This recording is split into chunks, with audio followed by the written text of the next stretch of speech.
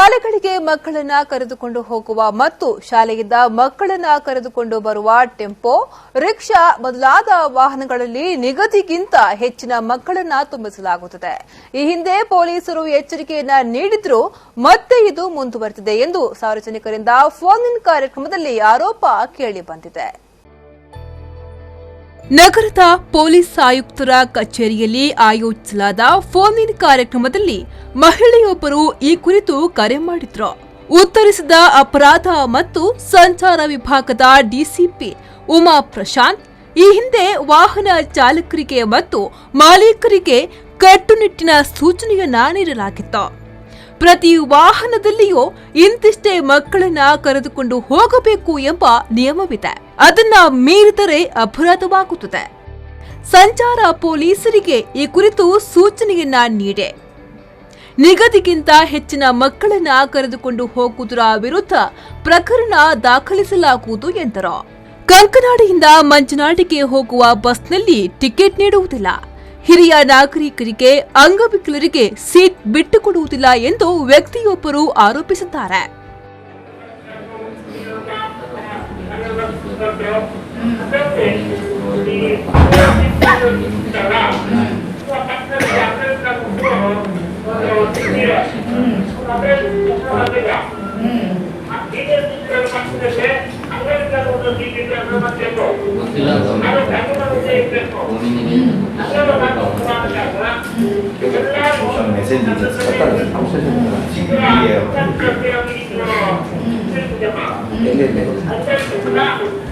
ಆಯ್ತು, ನಾನು ವೆರಿಫೈ ಮಾಡಿಸ್ತೀನಿ.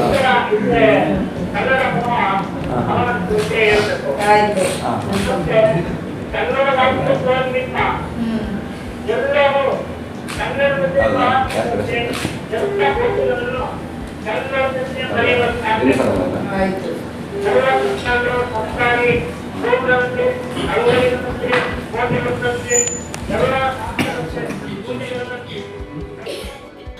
ಹದಿನೈದು ನಂಬರ್ ಸಿಟಿ ಬಸ್ನವರು ಮಂಗಳಾದೇವಿಗೆ ಜಪ್ಪು ಮಾರ್ಕೆಟ್ ಆಗಿ ಹೋಗದೆ ಹೊರಗಿನಿಂದಲೇ ಹೋಗುತ್ತಾರೆ ಎಂದು ಇನ್ನೊಬ್ಬರು ಕರೆ ಮಾಡಿ ಆರೋಪವನ್ನ ಮಾಡಿದ್ರು.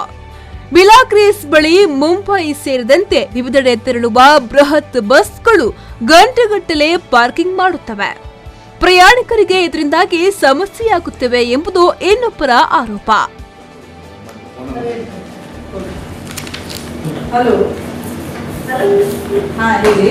ಇದು ಎಡಪದದಿಂದ ಮಾತಾಡೋದು. ಹಾ ಹೇಳಿ ಮೇಡಮ್, ಎಡಪದದಿಂದ ಮಂಗಳೂರಿಗೆ ಹೋಗೋ ತನಕ ಇಷ್ಟು ಕಂಫರ್ಟಬಲ್ ಇದೆ. ನಮ್ಗೆ ಹೋಗ್ಲಿಕ್ಕೆ ಅಲ್ಲಿ ಎದುರಾಗ್ತದೆ, ಎಕ್ಸ್ಪೀರಿಯನ್ಸ್ ಆಗ್ತದೆ ಅಂತ. ಮತ್ತೆ ಗುಡ್ಡ ಸಕ್ಕದಾಗಿದೆ, ಎಷ್ಟು ದೊಡ್ಡ ಕಂಫರ್ಟಬಲ್ ಇದ್ದೀವಿ.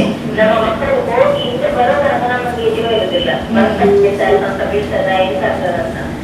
ಅದು ಎಷ್ಟು ಏನಾದ್ರು ಗೌರ್ಮೆಂಟ್ ಅಧಿಕಾರಿಗಳು ಅಂತ ಹೋಗುದಿಲ್ವಾ ಮೇಡಮ್? ಹೋಗ್ತಾರೆ.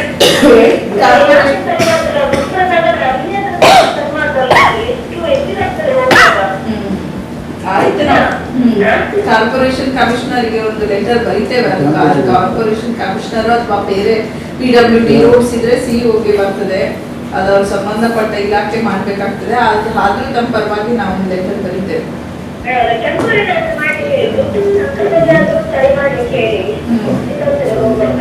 ಆಯ್ತು,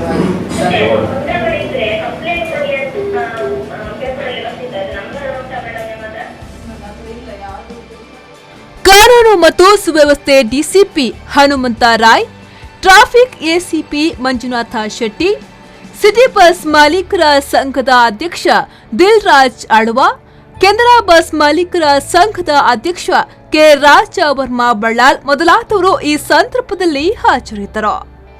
ನಾಗೇಶ್ ಕಾವೂರು, ವಿ4 ನ್ಯೂಸ್, ಮಂಗಳೂರು.